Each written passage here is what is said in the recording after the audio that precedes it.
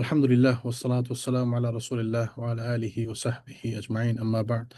আল্লাহ সুবহানাহু ওয়া তাআলার শুকরিয়া, যিনি আমাদেরকে তৌফিক দিয়েছেন প্রতি সপ্তাহে মতো আজকেও একত্রিত হওয়ার, দিন সম্পর্কে জানার জন্য, শেখার জন্য। আমাদেরকে ধারাবাহিকভাবে আমাদেরকে ক্লাস করাচ্ছেন আমাদের শায়েখ মুখলেসুর রহমান মনসুর মাদানী হাফিজাহুল্লাহ।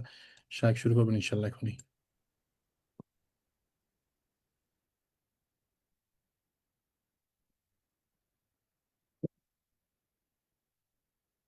السلام عليكم ورحمة الله وبركاته.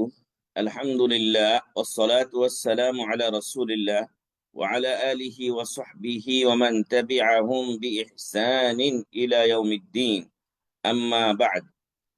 প্রশংসা মাত্রই মহামহিয়ান মহান রব্বুল ইজ্জাতের জন্য, যার অশেষ মেহেরবানিতে আমরা ধারাবাহিকভাবে সম্মানিত শেখ আব্দুল আজিজ বিন আব্দুল্লাহ বিন বাজ রাহিমাহুল্লাহ রচিত আদ-দুরুস আল-মুহিম্মা লিআম্মাতিল উম্মাহ কিতাব থেকে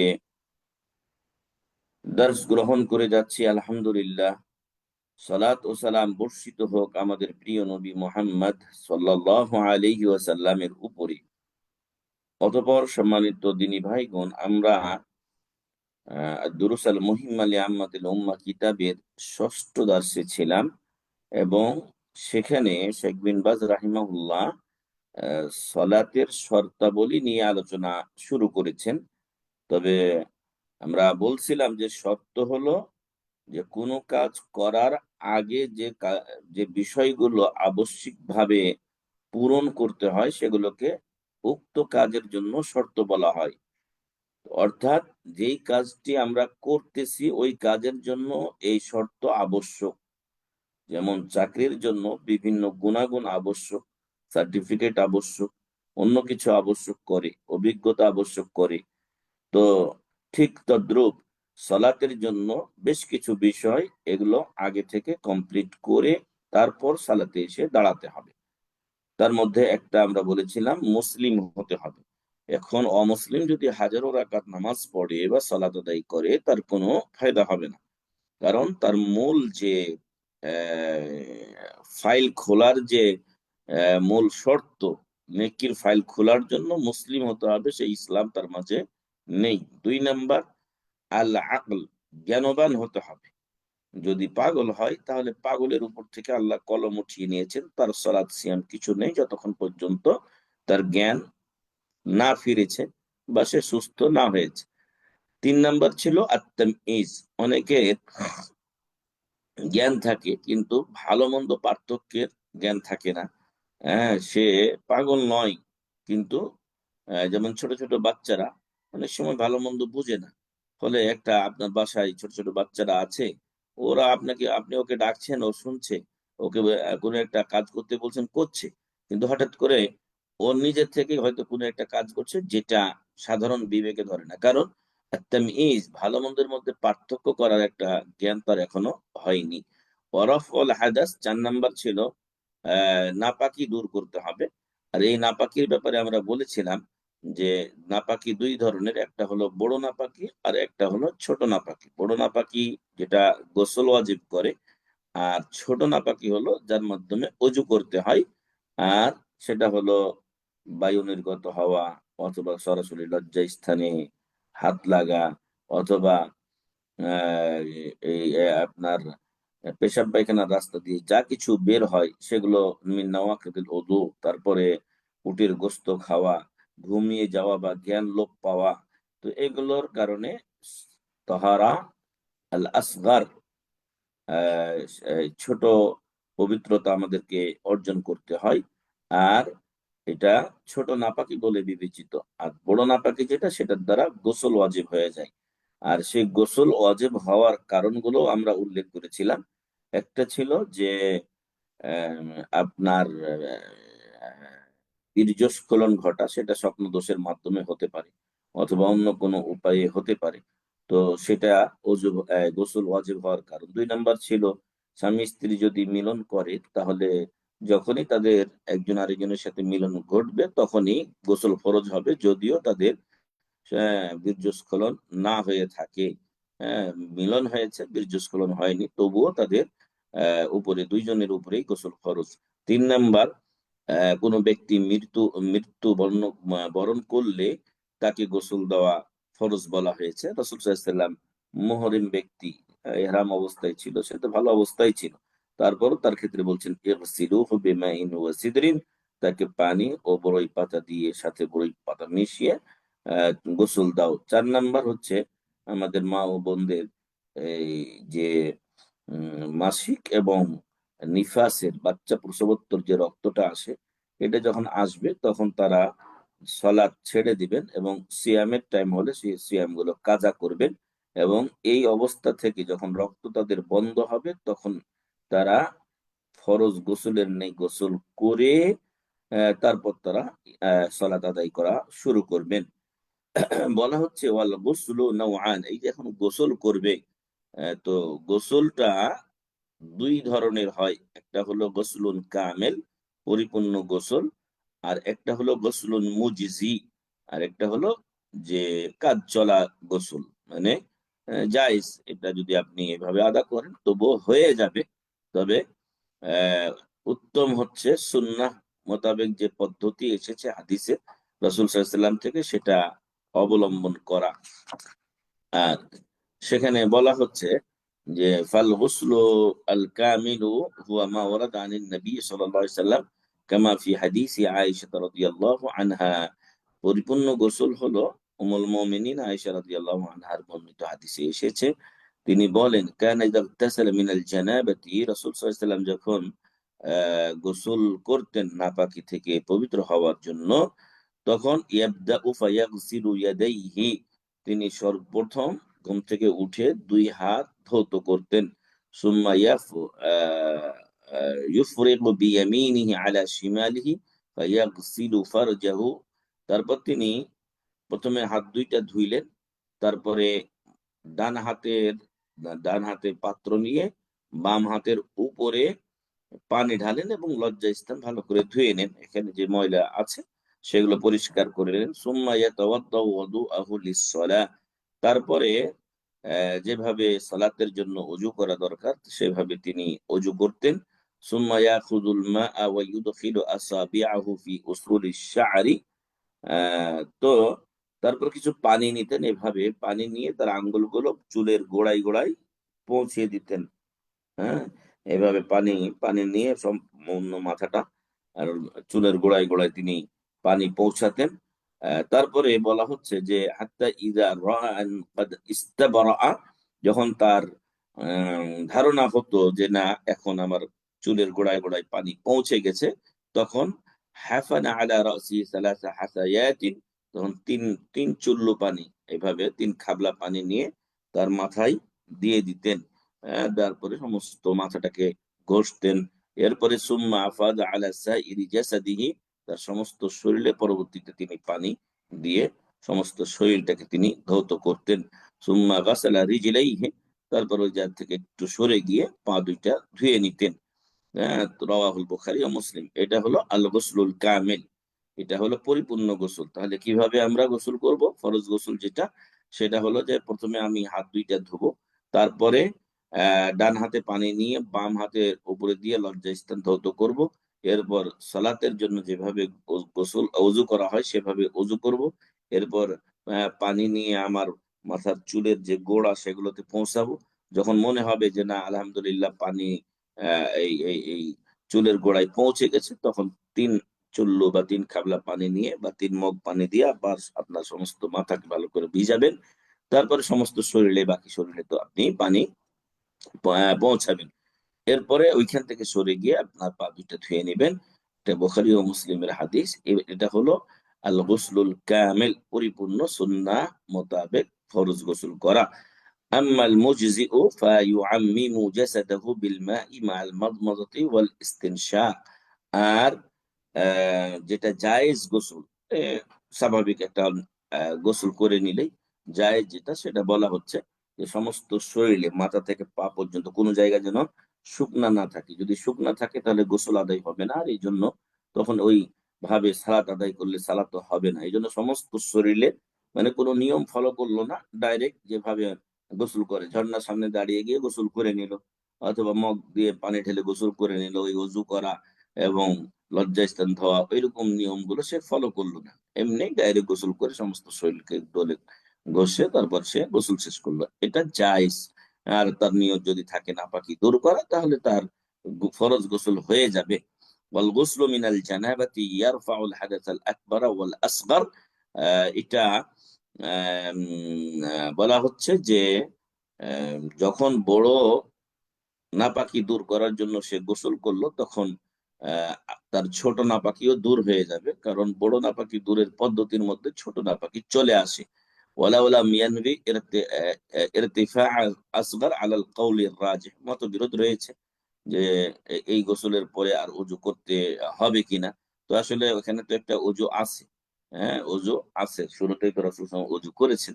তো এইভাবে করলে তখন বলা হচ্ছে কাউলুর রাজিহ, মানে সবচাইতে যেটা নির্ভরযোগ্য কথা, যে এইভাবে প্রথমে ওযু করে যদি কেউ গোসল করে, তাহলে দ্বিতীয়বার তাকে আর ওযু করতে হবে না। এই ছোট নাপাকি বড় নাপাকি থেকে যখন সে পবিত্রতা হাসিল করছে, তখন ছোট নাপাকিও তার চলে যাবে ইনশাআল্লাহ।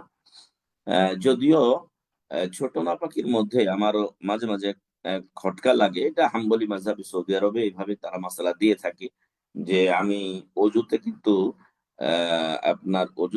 আপনার এই এই ছিল, মাথা কিন্তু আগে ধোয়া ছিল না, মাথা কিন্তু মাসা ছিল, কিন্তু আসলে ব্যাপকতার মধ্যে ছোটটাও প্রবেশ করে নেই। আর এত বড় বড় আলেম ওলামা তারা ভুল করবেন এমনটিও ভাবা ঠিক নয়।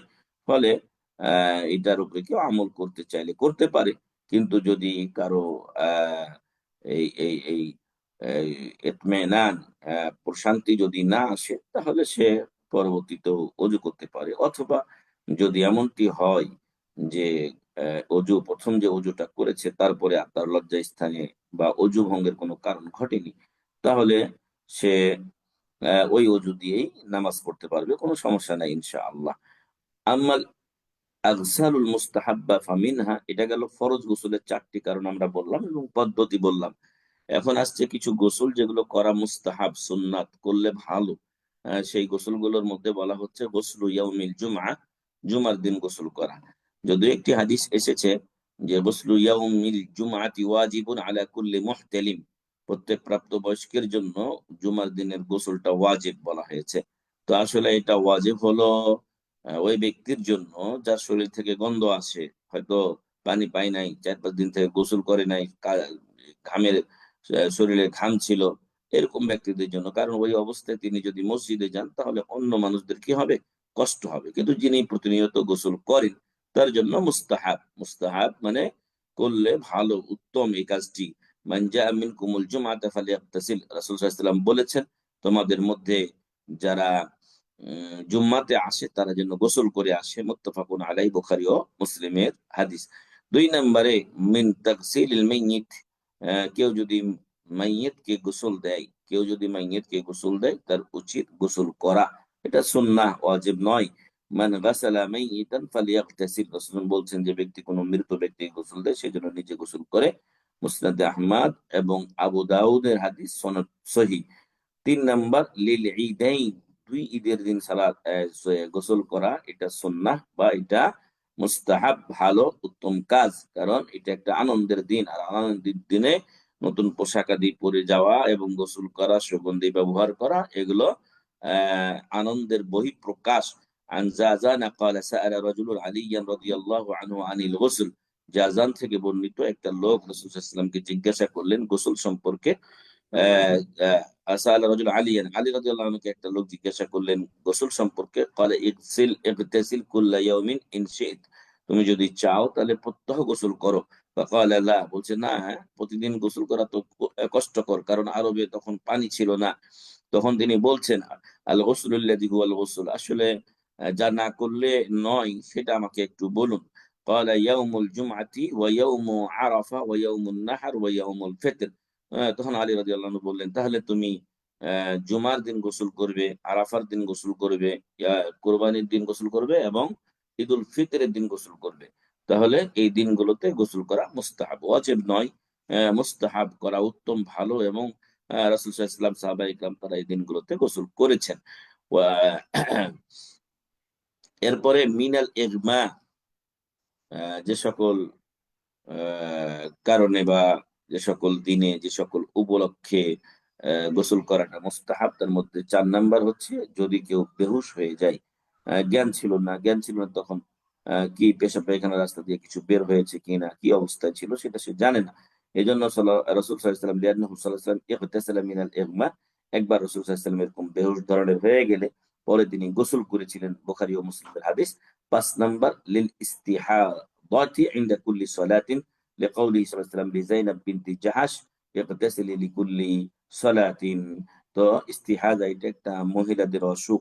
ইস্তেহাজা নিয়মিত মাসিকের মতো রক্ত আসে, তবে মাসিকের রক্ত কালো ও গন্ধযুক্ত হয়। আর এই আপনার আহ, দুর্গন্ধ থাকে, সাথে এটা কালচে ভাব থাকে। আর ইস্তেহাজার রক্ত যেটা আমাদের স্বাভাবিক রক্ত, এই রক্তের মতোই হয়, কিন্তু এটা নিয়মিত আসতে থাকে। আল্লাহ তাআলা আমাদের মা ও বোনদেরকে থেকে হেফাজত করুন, আল্লাহুম্মা আমিন। এটা একটা অসুখ। রক্ত যদি চলে যায় তাহলে রক্ত শূন্যতা স্বল্পতা দেখা দেবে শরীরে। এটা একটা কঠিন জিনিস। আল্লাহ এ থেকে হেফাজত করুন, আল্লাহুম্মা আমিন। তো আল্লাহ রাসূল সাল্লাল্লাহু আলাইহি ওয়াসাল্লাম যায়েনাব বিনতে জাহাশকে বলেছিলেন যে তুমি প্রত্যেক সলাতের জন্য আলাদা আলাদা ভাবে গোসল করবে। যদি কেউ এটা পারে, না পারলে 2 সালাতের জন্য একটা গোসল করবে। যদি সেটাও সম্ভব না হয়, যথাসাধ্য পবিত্রতা অর্জন করবে প্রত্যেক অজুর সময়। হ্যাঁ, এই যে এখন শীতের সময়, এখন যদি গোসল করা শুরু করে তো একদিনই তো মরে মরে শেষ হবে।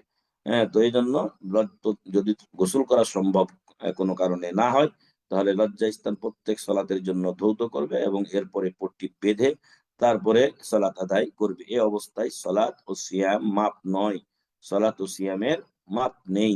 এই অবস্থায় সলাত ও সিয়াম আদা করতে হবে ইস্তেহাজার সময়, কারণ এটা রোগ, এটা হাইজ বা নেফাস নয়। 6 নম্বরে লিল ইহরামি বিল হাজ্জি আও বিল উমরাহ, যখন কেউ হজ ও উমরার জন্য ইহরাম বাঁধে তখন গোসল করাটা তার জন্য সুন্নাহ বা মুস্তাহাব। এটা ওয়াজিব নয়। যদি কারো শরীর পবিত্র থাকে, সে গোসল ছাড়াও এহরামের কাপড় পরে নিয়ত করতে পারে। যদি এরকম কোনো সমস্যা কোনো সময় হয়ে থাকে, তাহলে সেইটা তার জন্য আবশ্যক নয়। অনেক সময় মিকাত অতিক্রম করে প্লেনে থাকা অবস্থায় তখন কি গোসল করবে? গোসল করা তো তখন সম্ভব নয়। এই জন্য প্লেনে ওঠার আগেই গোসল করে উঠবে। আর যখন এবং এহরামের কাপড়টাও সে পরে নেবে, কিন্তু যখন মিকাত বরাবর হবে তখন শুধু নিয়ত করবে, তো রাসূল সাল্লাল্লাহু আলাইহি ওয়াসাল্লাম যখন এহরাম বাঁধতেন তখন তিনি গোসল করতেন। এটা তিরমিজির হাদিস, সুনানে তিরমিজি বিসানাদিন হাসান। সনদটি তার হাসান দরজার বা সহিহ দরজার নিচেই হলো হাসান, এই স্তরের হাদিস, আমলযোগ্য হাদিস। 7 নম্বর ইনদা দুখুলি মক্কা, যখনই মক্কায় প্রবেশ করবে তখন আরেকবার গোসল করাটা উত্তম। মানে মিকাতে গোসল করেছে, কিন্তু মিকাত থেকে যখন আবার ভিতরে ঢুকেছে তখনও আরেকবার যখন মক্কায় প্রবেশ করার পরে, মানে মক্কাতে আপনি প্রবেশ করেছেন, আপনার হোটেলে গেছেন, এখন গোসল করে যাওয়াটা উত্তম। হ্যাঁ, গোসল করে আপনি যে এহরামের কাপড় পরেছিলেন আবার ওই এহরামের কাপড়ই পরবেন। গামছাতে সেলাই থাকে না, গামছা দিয়ে যদি আপনি এহরামের কাপড় খুলে গামছা দিয়ে আপনি গোসল করেন, অথবা এমনি গোসল করেন, তারপরে এহরাম এই আপনার পানিটা গামছা দিয়ে মুছে নেন, তারপর আবার ওই এহরামের কাপড়টাই পরে নেন, বা অন্য আরেকটা কাপড় ছিল আপনার কাছে সেটা আপনি পরে নেন। তাতে কোনো সমস্যা নেই ইনশাআল্লাহ। ইবনে ওমরের এই আমলটা ছিল, যাতে করে আল্লাহর ঘরে মানুষ পরিষ্কার পরিচ্ছন্ন, আহ, যেমন আত্মিকভাবে পবিত্র হওয়ার জন্য সেখানে যাবে। সে লাব্বাইক যখন বলেছে তখন আল্লাহর দরবারেই সে হাজিরা দিয়েছে। হ্যাঁ, লা শারীকা লাকা বলেছে সে। হ্যাঁ, তো লাব্বাইক আল্লাহুম্মা লাব্বাইক যেটা বলা হচ্ছে, যে তাওহীদের তালবিয়া। তো তার আত্মিক ভাবে যেভাবে সে পবিত্রতার প্রস্তুতি নিয়েছে, বাহ্যিক ভাবেও যেন তার সমস্ত শরীর পরিষ্কার পরিচ্ছন্ন থাকে। অনেক সময় এই যে মদিনা থেকে যে আপনার মিকাত, এখান থেকে কেউ যদি বাই রোড আসতে চায়, যদিও এখন গাড়ি ঘোড়াতে খুব সহজ স্বল্প সময়ে চলে আসছে, কিন্তু আগের দিনে তো তাদের কষ্ট হতো, ধুলোবালি ইত্যাদি তাদের শরীরে ঘেমে যেত ইত্যাদি হতো। তো সেজন্য এই ইবনে ওমর রাদিয়াল্লাহু আনহু যখন এই মক্কায় তিনি আসতেন, এবং জিতুয়া নামক একটা উপত্যকা ছিল, সেই এলাকাতে তিনি থাকতেন, এবং হাত্তা ইউসবিহা সকাল পর্যন্ত ওয়ায়াগতাসিলা, তিনি সেখানে গোসল করতেন, ওয়ায়াদখুলু নাহারান, এবং দিনের বেলা মক্কায় প্রবেশ করতেন, ওয়ায়াযকুরু আন্না রাসূলুল্লাহ সাল্লাল্লাহু আলাইহি ওয়াসাল্লাম ফাআলাহু, এবং তিনি এটাও বলতেন যে আল্লাহ রাসূল সাল্লাল্লাহু আলাইহি ওয়াসাল্লাম এটা করতেন, আল্লাহ রাসূল সাল্লাল্লাহু আলাইহি ওয়াসাল্লাম এটা করতেন। রাওয়াহু মুসলিম, মুসলিম শরীফের হাদিস। তাহলে আমরা মুস্তাহাব গোসল সাত সাতটি হিসেবে উল্লেখ করলাম। একটা আমরা বললাম জুমার দিনের গোসল, মৃত ব্যক্তিকে গোসল যে ব্যক্তি দেয় তার জন্য গোসল করা, 2 ঈদে গোসল করা, বেহুশ হয়ে যাওয়া ফলে গোসল করাটা উত্তম। তবে এগুলো সবগুলোই উত্তম, মুস্তাহাব, আবশ্যক আবশ্যক নয়। 5 নম্বরে ইস্তিহাদা, 6 নম্বরে ইহরাম যখন পরিধান করবে, আর 7 নম্বরে যখন মক্কায় প্রবেশ করবে। এহরাম বাঁধার পরেও দূর থেকে আসার কারণে, বিশেষ করে মদিনার নিকটটা সবচেয়ে দূরে, যদি এখান থেকে কেউ আসে তার জন্য উত্তম হলো আবারও একবার গোসল করে তারপর মক্কায় যাওয়া। সম্ভব না হলে কোনো সমস্যাই নেই তার জন্য।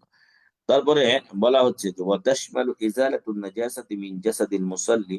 তো, এই যে শরীর থেকে আপনাকে নাপাকি যে দূর করতে হবে, ইজালাতুন নাজাসা রাফউল হাদাস, নাপাকি দূর করা। তো এই নাপাকি দূর আপনাকে নিজের শরীর থেকে, যেমন শরীরে কোনো নাপাকি থাকা যাবে না, কাপড়ে থাকা যাবে না, এবং আল বুকআ আল্লাতী ইউসাল্লি ফিহা, এবং যে জায়গায় আমি সালাত আদায় করছি সেখানেও কোনো নাপাকি থাকা যাবে না। ওয়ান নাজাসা আল্লাতী ইউমকিনু আন তুজালা হিয়া নাজাসা আল হুকমিয়া, আর যে নাজাসা নাপাকিটা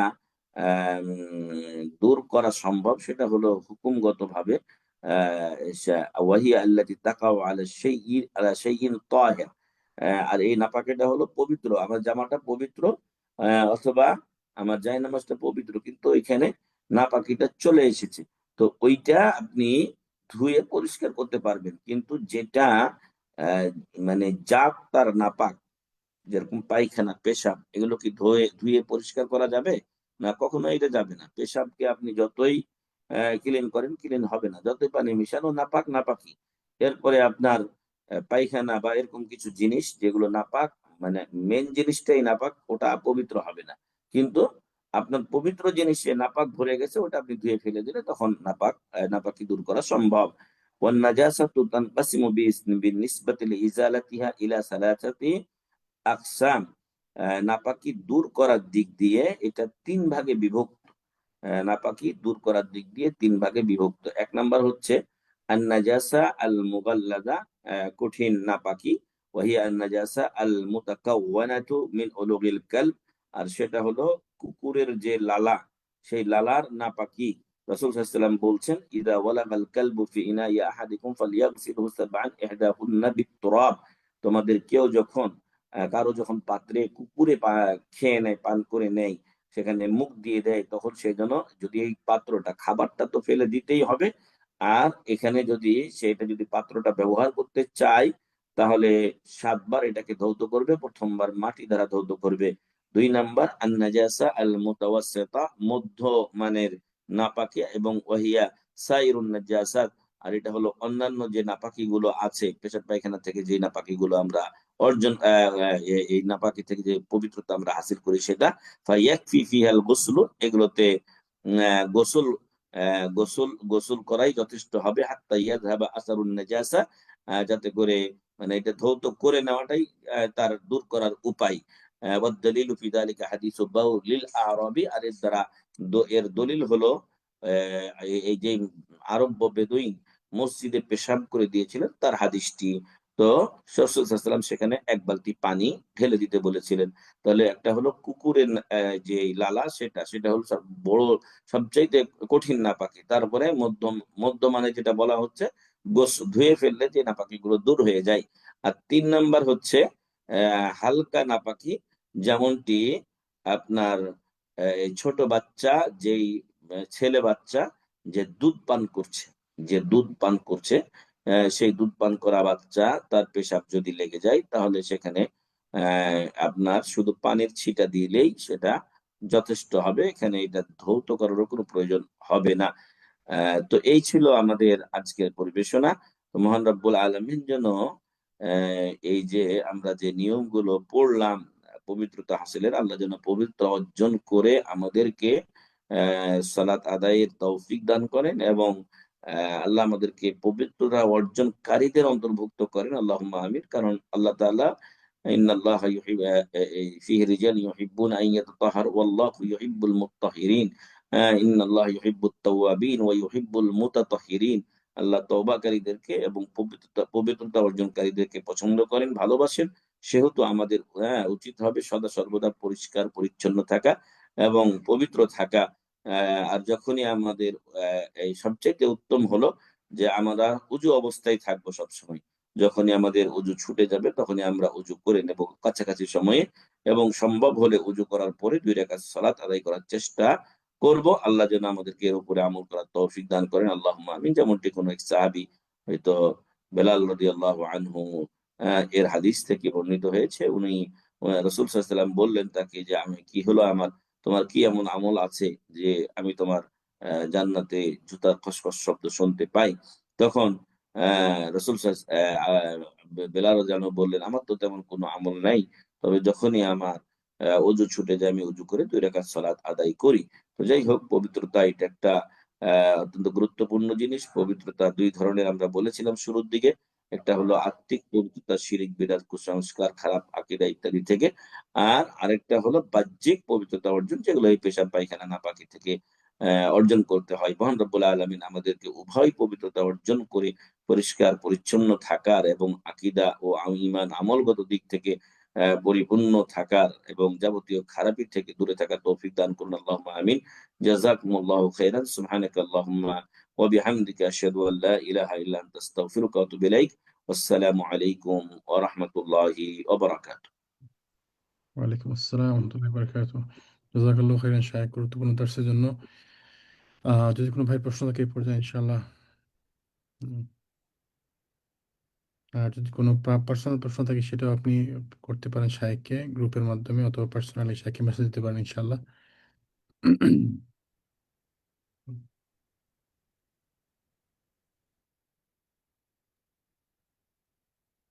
শায়খ, তাহলে প্রশ্ন না থাকলে আমরা শেষ করি। জি ইনশাআল্লাহ শায়খ। আচ্ছা, আল্লাহ ভালো রাখুন। কারো প্রশ্ন থাকলে গ্রুপে দিতে পারেন, পার্সোনাল দিতে পারেন। আমি উত্তর দিব ইনশাআল্লাহ। জাযাকুমুল্লাহ খাইর। বারাকাল্লাহু ফিক। আজকে শেষ করলাম। সুবহানাকা আল্লাহুম্মা ওয়া বিহামদিকা আশহাদু আল লা ইলাহা ইল্লা আনতা আস্তাগফিরুকা ওয়া আতুবু ইলাইক। আসসালামু আলাইকুম ওয়া রাহমাতুল্লাহি ওয়া বারাকাতুহু। ওয়ালাইকুম আসসালাম রহমতুল্লাহ বারকাতুহ। আসসালামু আলাইকুম ওয়া রাহমাতুল্লাহি ওয়া বারাকাতুহু। না, no.